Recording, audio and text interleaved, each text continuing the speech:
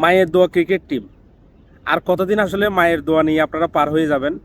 এটার উত্তর যদি জানা থাকে তাহলে একটু আমাদের দর্শকদের উদ্দেশ্যে একটু বলে যাবেন।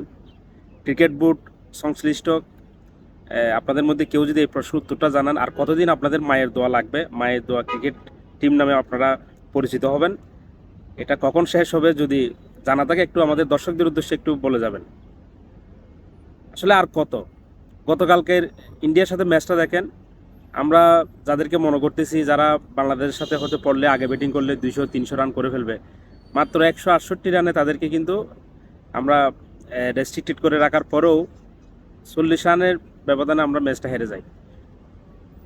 কি আর বলবো, আসলে বাংলাদেশের ক্রিকেট দেখার জন্য যে আমাদের নট আউট নোমান একজন আছেন, উনি সবসময় বলেন বাংলাদেশের ক্রিকেট ম্যাচ দেখতে হলে যারা হাটে রুগী তারা দেখবেন না, এবং অনেক সময় আমাদের কলিজে বের হয়ে যাওয়ার মতো অবস্থা। তো আসলেই তাই।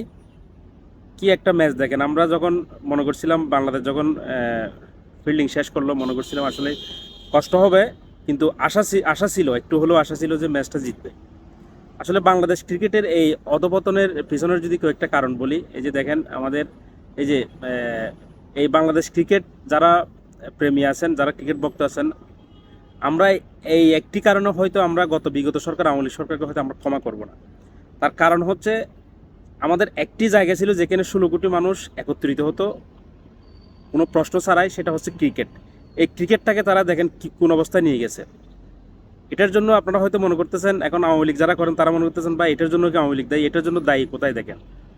এই যে ক্রিকেটারদেরকে অটো এমপি বানানোর লোভ দেখিয়ে যে ক্রিকেটটাকে ধ্বংসের দিকে নিয়ে গেছে, যে সাকিব আল হাসান বাংলাদেশ ইতিহাসের সবথেকে বড় ক্রিকেটার, সব থেকে বড় বাংলাদেশ ক্রিকেট ইতিহাসের এখন পর্যন্ত, হয়তো ভবিষ্যতে কেউ আসলে আর জানি না, কিন্তু এখন পর্যন্ত সব থেকে বড় ক্রিকেটার।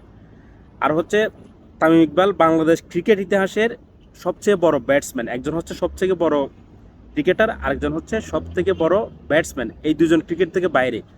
তামিমের কি এখন অবসর নেওয়ার সময়? আর সাকিব কি এখন কি এই যে বাংলাদেশের খেলতে পারতেছে না, বাংলাদেশের T20 থেকে অবসর নিয়েছে, এটা কি কথা ছিল?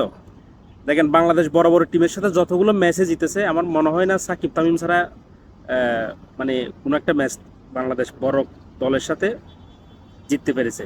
হ্যাঁ, আরও অনেকেই ছিল, মাশরাফি ছিল, মুশফিক ছিল, মুশফিক মাহমুদুল ইয়া তারা অবসর নিয়ে নিয়েছে স্বেচ্ছায়, সেটা আলাদা বিষয়। কিন্তু সাকিব তামিম হচ্ছে ভারত পাকিস্তানের জম।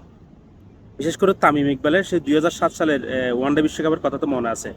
জহির খানকে কীভাবে ক্রিজ থেকে বের হয়ে এসে স্ট্রেটে যেই ছক্কাটা মেরেছিল সবার মনে আছে।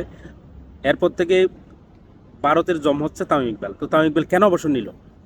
সাকিব এমপি হওয়ার পরে, মাশরাফি এমপি হওয়ার পরে, বিশেষ করে সাকিবের কথা বলবো 2023 বিশ্বকাপে যে ঘটনাটা হয়েছে, সাকিব যে ক্ষমতাটা দেখাতে চেয়েছিল, তার কারণে কিন্তু তামিম অবসর নিল। শেষ পর্যন্ত সরকার পতন হলো, সাকিবও কিন্তু আর আসতে পারলো না। তো সাকিবের এই অধপতনের জন্য দায়ী কিন্তু সরকার। কোনো দরকার ছিল না তাকে এমপি বানানোর। হ্যাঁ, রাজনীতি করার অধিকার সবার আছে, করতে পারতো যদি খেলা থেকে অবসর নিত। বাংলাদেশ ক্রিকেট টিমকে সাথে রেখে আরও কয়েকজনকে সাকিব তামিম বানানোর কাছাকাছি তারা পৌঁছে দিতে পারতো। তারা থাকলে যারা জুনিয়র যারা আছে তারা একটু সাহস পায়, আর প্রতিপক্ষ টিম তাদেরকে একটু হলেও সমীহ করে। সাকিব নাম্বার ওয়ান অলরাউন্ডার ছিল অনেক বছর সারা বিশ্বের মধ্যে, বাংলাদেশের তো 1 নম্বর ক্রিকেটার ইতিহাসের এখন পর্যন্ত।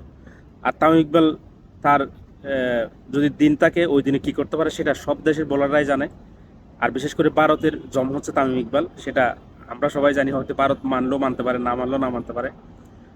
তো এই জন্যই আমরা হয়তো যারা ক্রিকেট প্রেমীরা আছে, আমরা হয়তো এই বাকিগুলা যার যার বিষয়, কিন্তু এই একটা কারণে আমরা ক্রিকেট প্রেমীরা আওয়ামী লীগ সরকারকে ক্ষমা করতে পারবো না।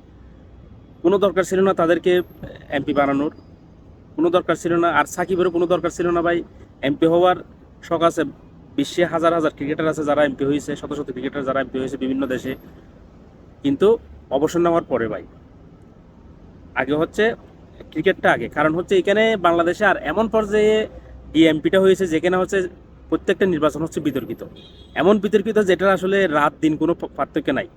দিনের ভোট রাতে, রাতের ভোট দিনে, আমি ডামি তুমি নির্বাচন।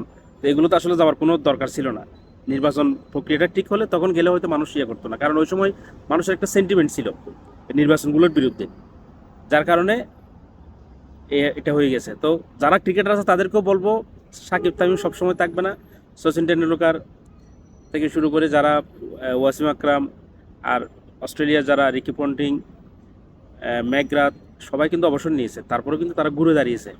আপনাদের আর কোথায় যে লিটন দেখেন একটা গুরুত্বপূর্ণ ম্যাচের আগে আপনার সে ইনজুরিতে পড়ে গেল। ভাই প্র্যাকটিস করার সময় একটু দেখে শুনে করতে হবে তো নাকি? আর বাকি যারা আছে তাহিদ হৃদয় থেকে শুরু করে বাকি যারা এখনো কি নতুন, কয় বছর হয়ে গেছে। তারপর যে জাকির আলী, আসলে এর কোনো বাংলাদেশ ক্রিকেট টিমের খেলার কোনো এর কোনো যোগ্যতাই নেই আমি মনে করি। জাকির আলী একটা দুইটা ম্যাচে কয়েকটা ছক্কা মেরেছে বলে আমরা তাকে একদম মানে ওভার হাইপ বানিয়ে ফেলেছি। আসলে জাকির আলীর মধ্যে তেমন কিছু আমি দেখি নাই এখন পর্যন্ত। হ্যাঁ, কয়েকটা ম্যাচে বাংলাদেশে কয়েকটা ম্যাচে দু একটা ছক্কা মেরেছে, বাস এতটুকুই। কি করতেছে না করতেছে আসলে বুঝি না। মায়ের দোয়া ক্রিকেট টিমটা, এই যে মায়ের দোয়া, এই ট্যাগটা একটু সরান ভাই, আপনাদের প্রতি অনুরোধ। আর কত, আজকের ম্যাচটা অন্ততপক্ষে পাকিস্তানের সাথে জিতে ফাইনালে যান, আর ফাইনালে গিয়ে একটু ঠিকঠাক মতো খেলেন। হ্যাঁ, ভারতের বিপক্ষে জেতা সম্ভব না অনেক ক্ষেত্রেই, কিন্তু অসম্ভব না। গতকাল যে ম্যাচটা, এই ম্যাচটা ভারতও হয়তো মনে করেছিল 60 আর 40%, 40% বাংলাদেশের চান্স ছিল। তো ফাইনালে যাওয়ার সুযোগ আছে, আজকে পাকিস্তানকে হারিয়ে ফাইনালে যাওয়ার। পাকিস্তানের আসলে টিমটা তেমন একটা সুবিধার না, এই টিমকে হারানো সম্ভব যদি চেষ্টা করেন সবাই মিলে।